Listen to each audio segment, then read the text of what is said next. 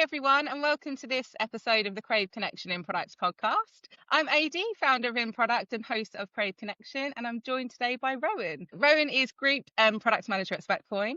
Rowan recently joined us in our meetup in collaboration with my tutor, and it looked like you thoroughly enjoyed yourself up there on the panel, Rowan, talking about the topic of amplifying human experience through new technologies. You looked absolutely in your element. So how did you get on? Did you enjoy it? Yeah, definitely. It was fueled by some great Pizza Union pizza to start. So yeah, no, it was a brilliant event. I thought there were some such interesting perspectives and learnings and kind of things that I hadn't really considered before. So the keynote speech was really interesting in terms of like talking through how we're kind of over educating or like how we're judging the success of AI and like it being a very biased view of success of like intelligence, which I just thought was super interesting. And yeah, I thought the other panelists had some great perspectives, and it felt like a really like nice rich conversation that wasn't, I'll be honest, some of these events you can kind of end up, particularly if they're around like AI, they're quite surface level, right? You don't really get into the meat of things, and it didn't feel like that at all. So yeah, I had a great time. Yeah. No, it was really great. I think there was like real opinions, people kind of, I think bringing people together a lot of the time, you're not kind of getting to like the end answer of these problems. It's just around like talking about your experiences, getting other people's opinions. And you're right that the keynote I thought was really good from a perspective of like demystifying some of those kind of thoughts that people have around AI, and also just some like areas to go and look at if you're interested in it as well. I know that off the back of that, I was like, right, I've got a whole list of Yeah. Yeah.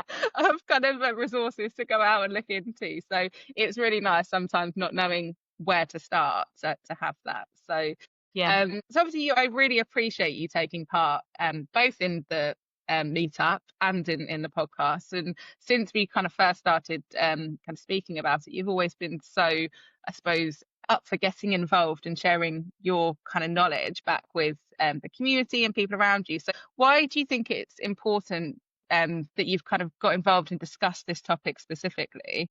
I think I think a lot of the conversations about the topic are quite guided by what we read in the media and by like quite a lot of like scaremongering, actually, to be honest with you. Like, the robots are taking our jobs. And that makes it a populist issue sometimes, and I think that's it becomes quite a divisive debate or can become a divisive debate. And so I think it's really important to have nuanced and balanced and kind of, I guess, psychologically safe conversations about it in the round with kind of peers and people that work in similar or comparative industries to just enrich the debate, because we are going to have many more shock headlines about the use of AI and new technologies because it sells and it gets people's attention. So I do think it's one of the ones that you want to make sure you are engaging in a really open way, as open as possible. I think it's really interesting what you mentioned there, around, I suppose, that fear of AI. And I think that's both from people who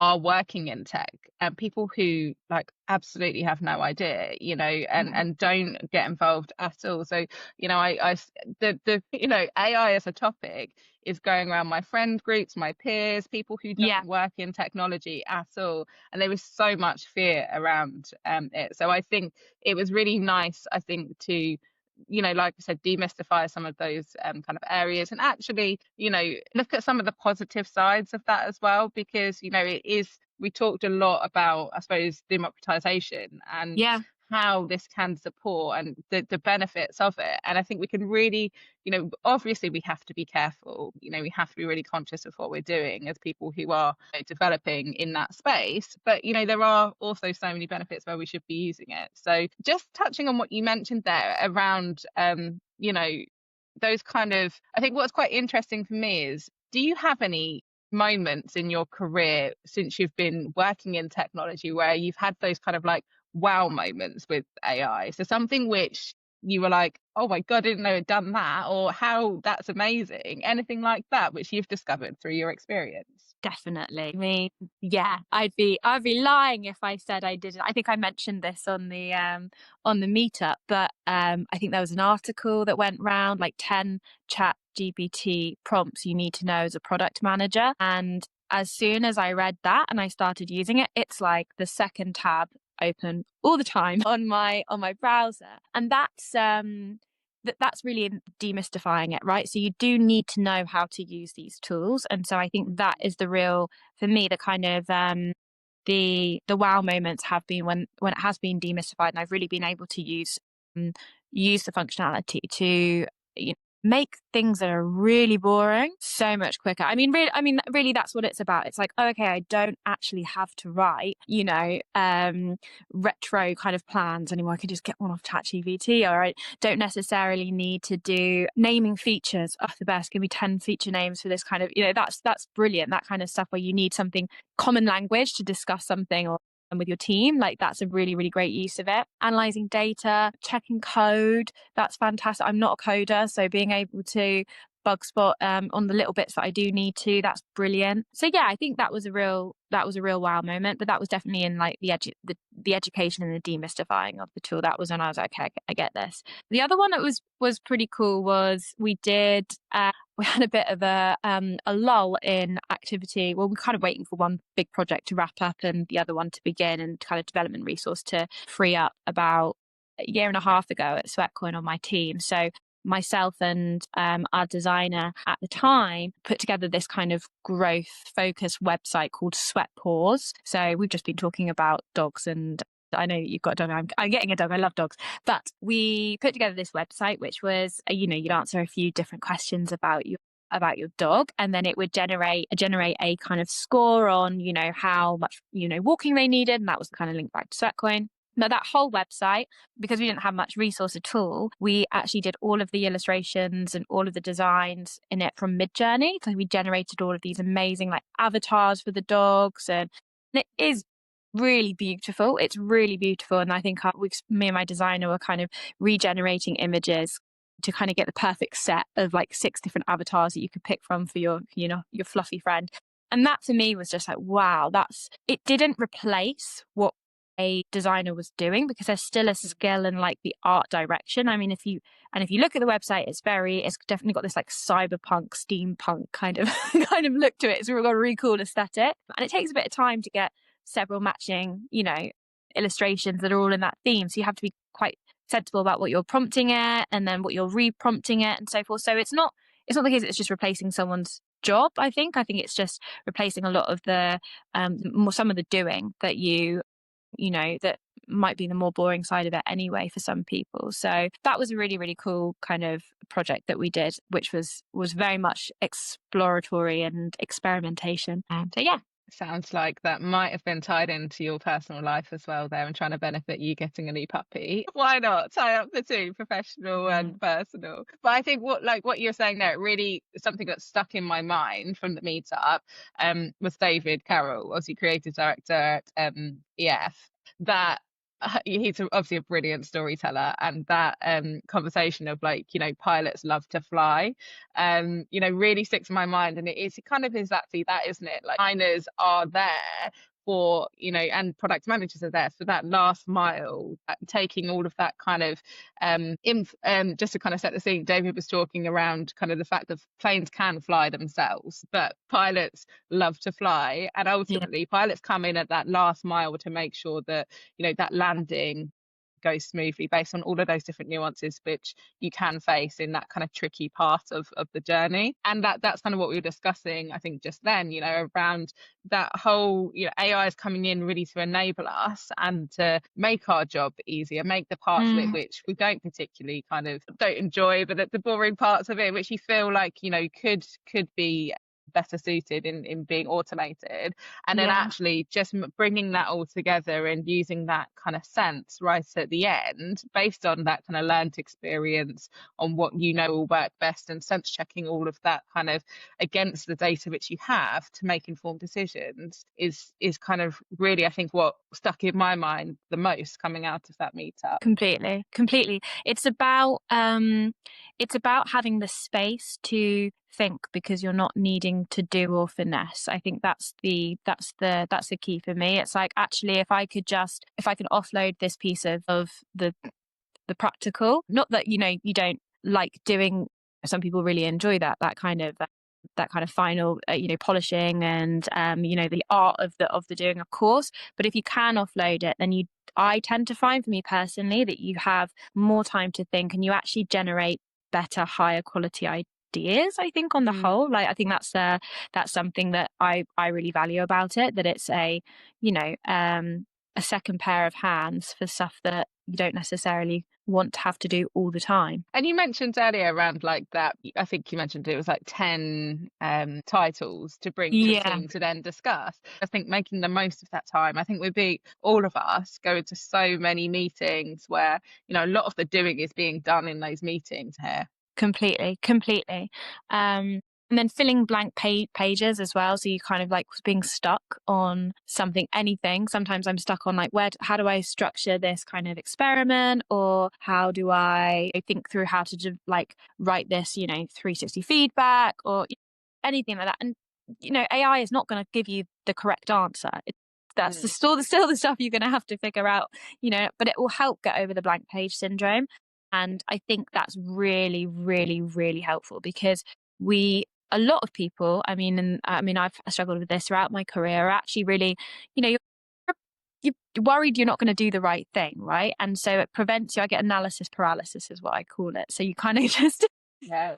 don't, you don't eat the frog, so to speak, because you want to do the best thing ever. And I think just having like the kind of a bit of a sand pit, which is also kind of half forming castles for you, Yeah. can be really helpful, just to not feel so anxious. And that's with meetings stuff. I think it's particularly pertinent there when you're going in to lead a retro, or to lead a scoping session, or to all of those things. You kind of think, oh God, how am I going to get this right? How am I going to make best use of everyone's time? Having just a conflab with ChatGPT beforehand, I think, is super, super anxiety alleviating. It does give you some bonkers answers sometimes, and you go, "That's not right," but at least then you know what you're not doing, And it never. And actually, what I think is really nice as well is I still haven't been able to like accurately guess what it's going to say on the back of certain prompts as well. Like, I feel like I'm still surprised sometimes. I didn't think you'd come out with that. So yeah. I definitely think that there's ways to use it that aren't just about the actual output, and more about the way it will make you feel about what you're about to do. Yeah, exactly. And I think it's about, I think Jeff was mentioning in the keynote around like 10 hours that you need to Yeah. spend with like working with AI to feel like you could actually get the most from it. And so, and I think that comes down to, and I believe Giles was mentioning, who's the product design lead at my tutor, was talking around how you actually help your users to ask the right questions as well. So I think there's Yeah. a huge amount of, you've been obviously working with AI for a long time, but still kind of being surprised by the answers that you're getting back, and actually just making sure that you are training yourself to get the most from it. And so it kind of is seen, I think, a lot of the time as something which is just going to solve it for you. And I think Yeah. it's not quite that, and I don't think it kind of should be that. I think you need to work with it. So what do you do to discover the unknown in new technologies? I think there's quite a varying, but there's one common place I think that everyone kind of went to on the panel. But what do you Yeah. do? Well, I think the chat we were having about this is that as product managers, it's actually fairly rare that you go out in search of a new technology. You go out in search of solving a user problem. that has, business viability, right? that's the key goal.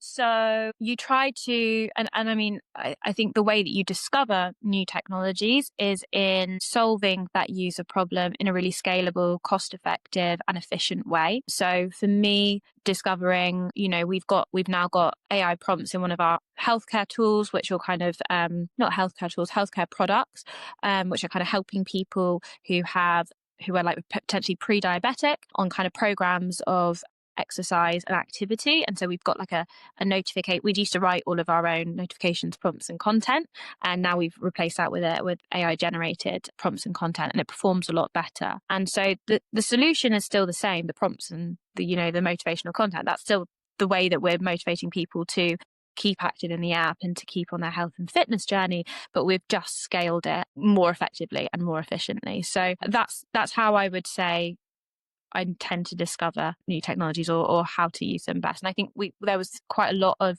synergy amongst other panelists in terms of that as well. I mean, obviously whenever there's something new or really exciting, it is fun to just have a play with it as well. And I think, I can't remember who was saying this, but it is important to go and, have a play with it and not necessarily have a goal, because you're building your awareness of what the applications of it might be in the future too.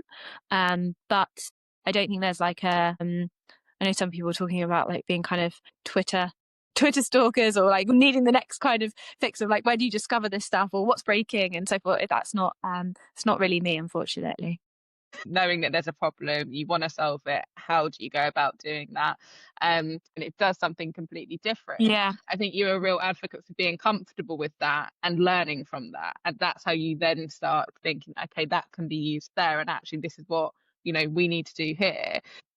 And I think it's just not, it comes back to that point of like just giving it space, giving space to learn, but also to have fun with it. I believe it was Jeff who was talking about like just like playing with it and getting to understand different people's problems. Saying he's talking to his children about what do they know about the tech space. So you can do like people in like the podcasting space, which you've kind of never done anything about before, and just trying things out and seeing actually if we just add that in, what does it do, rather than having to always think about it so seriously in a commercial perspective. If you take it out of that into a bit more I suppose less pressure, actually sometimes you discover pretty cool things. Definitely.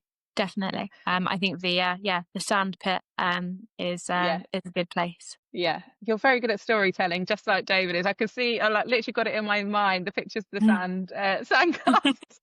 So we kind of touched on this a little bit, and I think, as I mentioned, it's the main thing that really stood out on the meetup for me is that I suppose what will humans continue to do better than AI? And I don't know if we really got to the crux of this in the meetup as well, because will pilots still land planes? From your side of things, was there anything which you believe that consistently humans will continue to do better? Maybe this is philosophical and a little bit like, I don't know, airy fairy.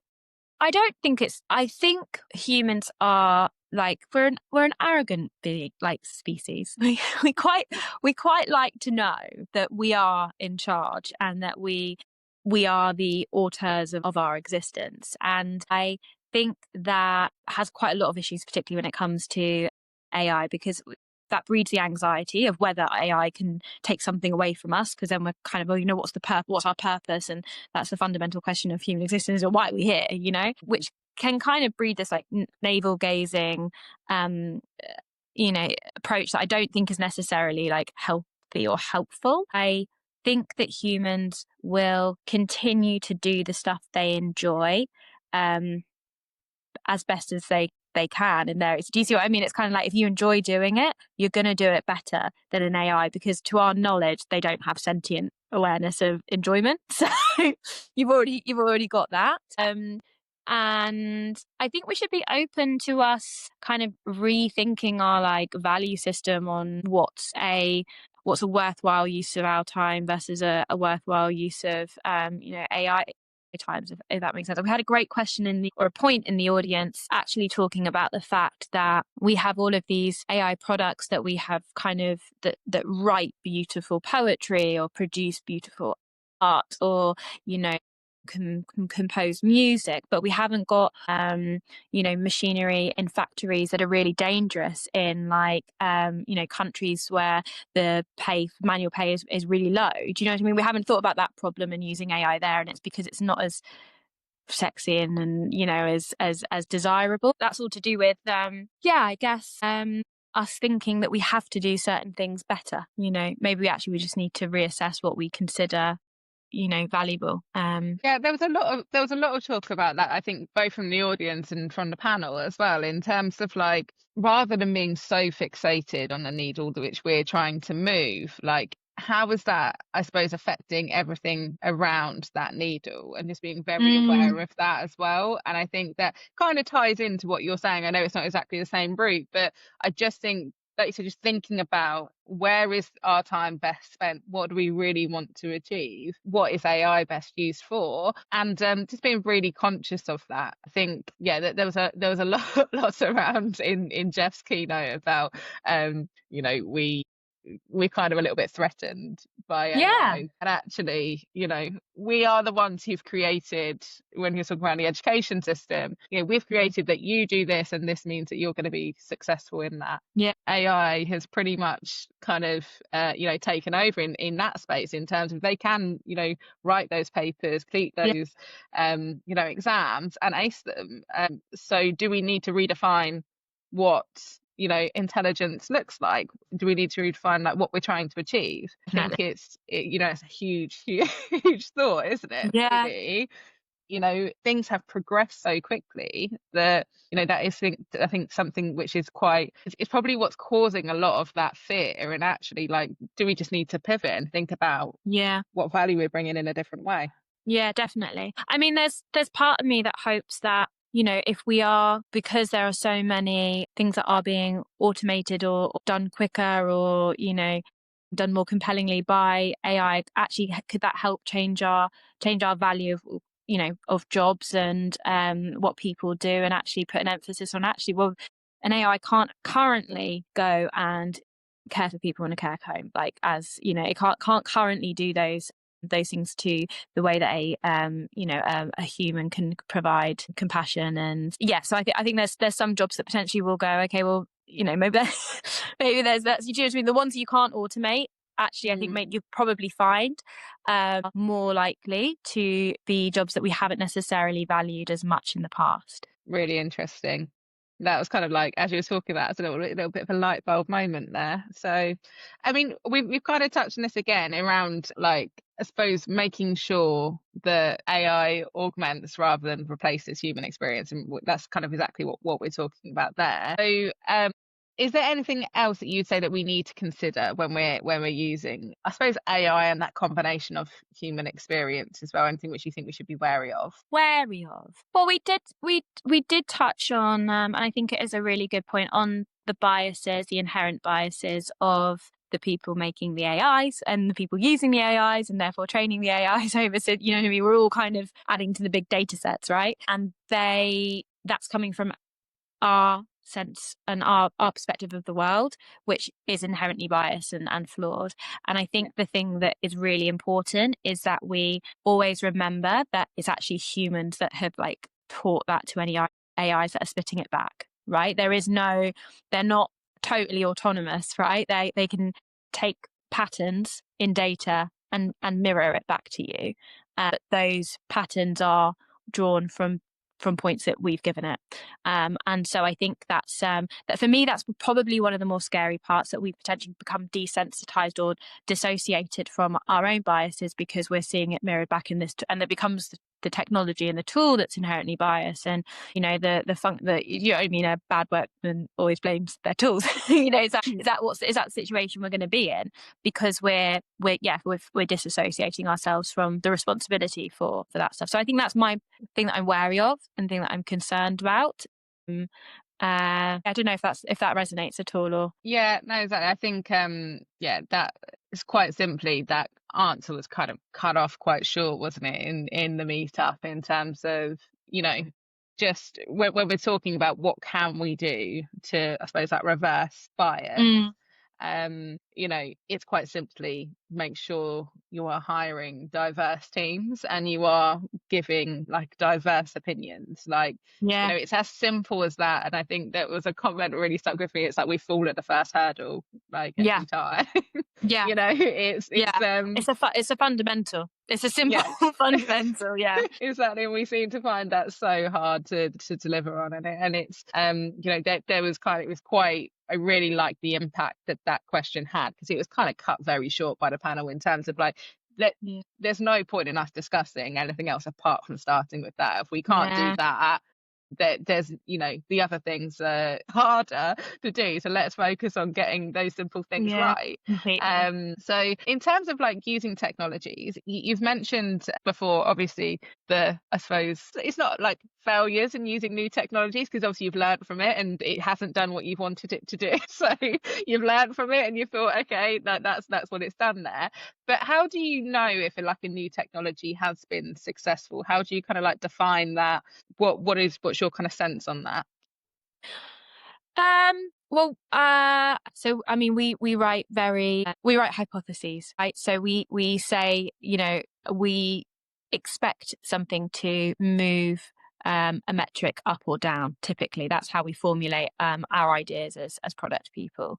On the whole, most of us do. So it's always going to change based on what the hypothesis is that you're looking to move. I think in a work environment, I think that's probably how we're judging the success and the failures, right? Because we are writing our kind of hypothesis-led experiments on a wider like macro like level. I think like just how do we know societally whether it's worked or not? I'm not sure we'll ever know whether it's worked or not. I think it will continue to. It's like, did the internet work or not? I mean, we've got brilliant points and some really, really flawed ones, and it's a work in progress in terms of regulating and discussing and kind of having these types of conversations. And it's always going to operate in the grey. It's never going to be a black or a white answer there. The way that you get it to I believe, like a kind of healthier, better place that's safe for everyone and actually adds to rather than augments human experience, is that you continue to have the conversations and you discuss the nuances. I think that's the critical thing. So yeah, on a very practical level, can you see the movement in the data? On a less kind of practical level, more theoretical level, I'm not sure you ever will know whether it's successful or not.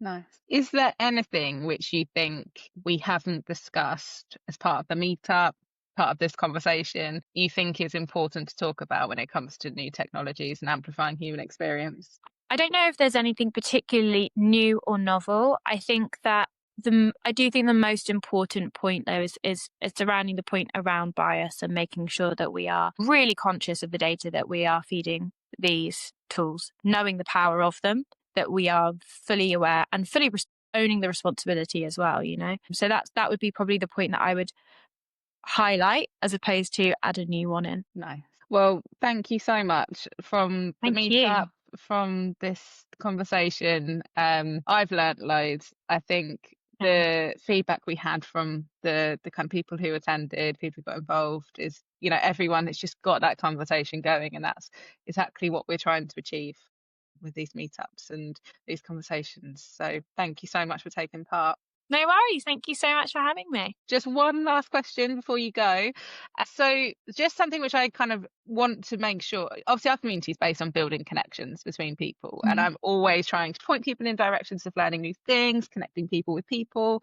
So is there anyone in your network or that you're following that you would I suppose suggest for people to start following, to learn from? Anyone who's been inspiring you? My goodness, I don't know if I've got a great answer for that off the top of my head. I mean, I think I'm not sure whether these will be particularly new people to, if you're a product person, you'll probably know of Teresa Torres, and you'll probably know of Reforge is a phenomenal educational platform, and like the Reforge programs are great. I tend to default to those. So Teresa Torres and Reforge is like really good kind of bibles of like knowledge, and if there's new stuff that kind of comes out, or new commentary or new blogs and so forth, I think they're great resources to reflect to, really trustworthy. That's what I would say. I'm not sure whether that I've got like a product influencer off the top of my head to share. That's fine. That's pointing people in a direction. So I think it's always nice, and always think, don't assume. You never know. Some people in the product community might not have heard of, those people, those kind of communities. So it's always good to just make sure that you're sharing them. Sometimes when you're kind of later on in your career, you just assume that everyone knows about what you know. So it's always good to reshare that. So thank you so much. I've thoroughly enjoyed it, and I can't wait to share it all with the community. Awesome. Thank you so much.